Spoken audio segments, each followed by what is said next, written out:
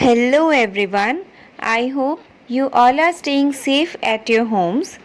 And this is your Neha ma'am. Today I am going to teach you maths. As you all know, we have started our chapter number 6 measurement 2, and in the last class we did the story problems in which we have learned how to add and subtract the weights of different things. In today's class, we are going to understand what is capacity. But before that, we need to know what is a liquid. Anything that flows freely is a liquid. For example, water or juice or ink, oil, petrol, there are many other examples. We keep liquids in different containers like water bottle, glass, mug और tank. हम liquid को अलग अलग containers में रखते हैं, जैसे tank में, ग्लास में, मग में, वाटर बॉटल में. पर कुछ कंटेनर्स ज़्यादा वाटर होल्ड कर सकते हैं और कुछ कंटेनर्स कम वाटर होल्ड कर सकते हैं. जिनके अंदर हम ज़्यादा लिक्विड होल्ड कर सकते हैं उनकी कैपेसिटी ज़्यादा होती है, और जिनके अंदर कम लिक्विड होल्ड होता है उनकी कैपेसिटी कम होती है. Now open your maths course book volume 1 at page number 77. First of all, write down today's date. What is capacity? Look at this picture. Describe what you see. अब हमें इस picture को ध्यान से ऑब्जर्व करना है. Answer the questions. Write the answer in the given box.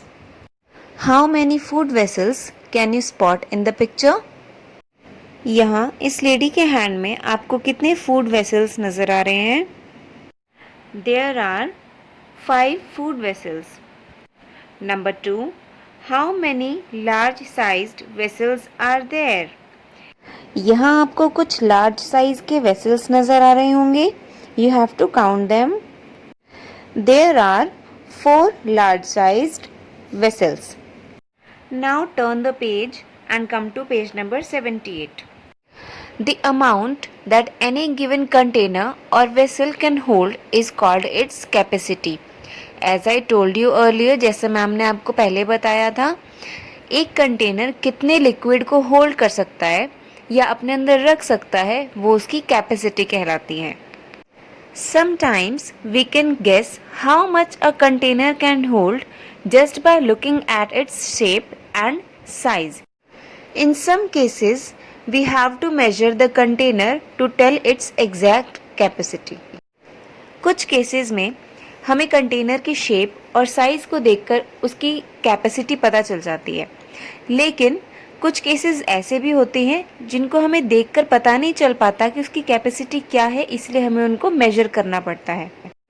Types of containers. Containers कितने अलग अलग टाइप्स के होते हैं.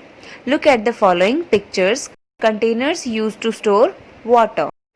As you can see in these pictures, these containers are used to store water. In containers में हम water को store करते हैं. First is a tank. Second container is used to transport water from one place to another. And in third picture you can see some women carrying a pot on their heads. These containers are also used to store water. Containers or vessels used to store oil.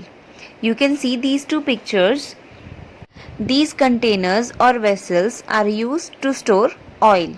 ये containers oil रखने के लिए use किए जाते हैं. Utensils used to store spices and grains. और last की 2 pictures में आप जो कंटेनर्स देख रहे हैं, ये कंटेनर्स स्पाइसेस यानी मसाले और ग्रेन्स को स्टोर करने के लिए यूज़ किए जाते हैं.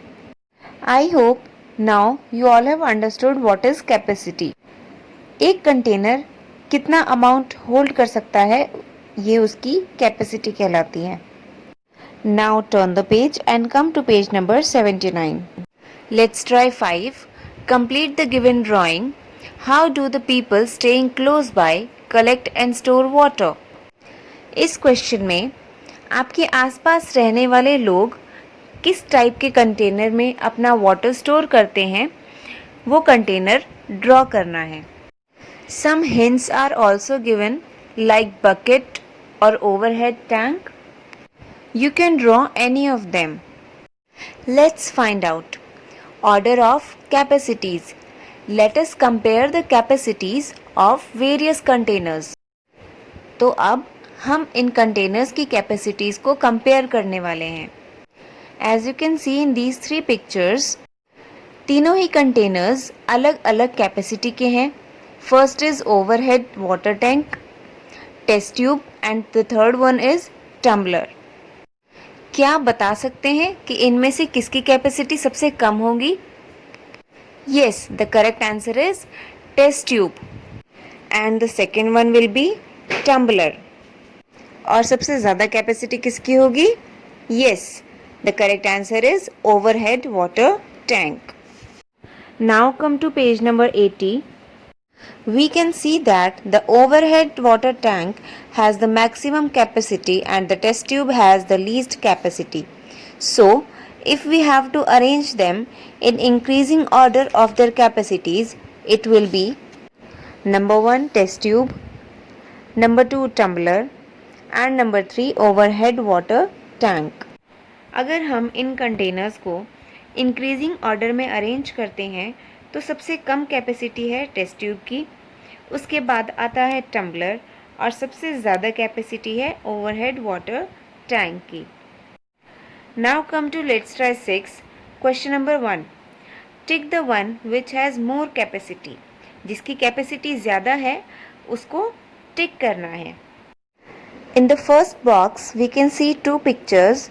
One is of a cup and the second picture is of a bottle. इन दोनों में से किसकी कैपेसिटी ज़्यादा होगी?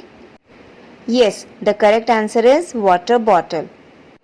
In the second box there are two pictures. One is a water tank and the second is bucket. और इन दोनों में से वाटर टैंक की कैपेसिटी ज़्यादा है. Now come to question number 2. Tick the correct answer. Whose bucket holds more water? इन दोनों pictures को ध्यान से देखिए.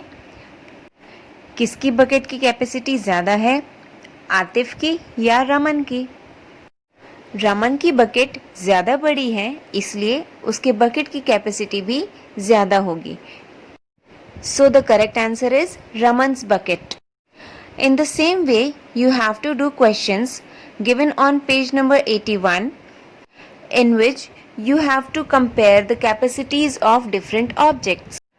Along with this, you have to do My Turn 5 and My Turn 6 in your practice book. So this is all for today, students.